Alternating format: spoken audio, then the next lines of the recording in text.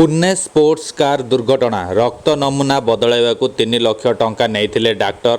आसतु जानिबा यार सर्विसेज खबर विषय रे। बहु चर्चित पुणे स्पोर्ट्स कार दुर्घटना मामला रे गतकाली पुलिस स्थानीय सरकारी चिकित्सालयर 2 जन डाक्टरों को गिरफ्त करिछि।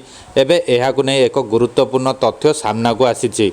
जानिबाकू मिलिछि जे डाक्टरों को रक्त नमूना बदलाइबा पई नाबालकर परिवार लोक 3 लाख टंका देइथिले। एही मामला रे मोट राशि मध्यरु पुणे क्राइम ब्रांच हालनोर निकटरू 2.5 लाख टंका एवं टावर अधीन रे काम करुवा घाट कमलेन निकटरू 50,000 टंका जबत करिछि। उभय डाक्टर प्रमाण नष्ट करने उद्देश्य रे नाबालकर रक्त नमूना को डस्टबिन रे फिंगी देइथिले और अन्य जनक रक्त नमूना बदलाई देइथिले।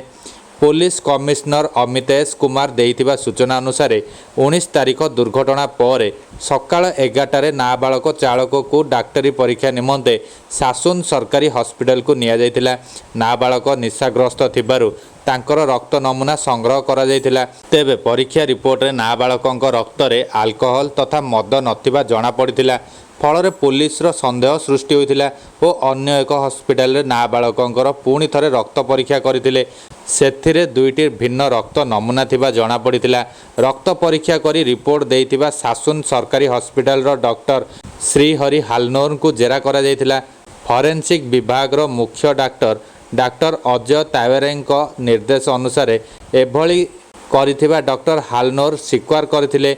अभियुक्त नाबालकଙ୍କ रक्त नमूना डस्टबिन रे फिंगी देइथिले और मद खाई नथिबा अन्य जने व्यक्तिଙ୍କର रक्त नमूना को नाबालकଙ୍କର बोली दर्शाइथिले।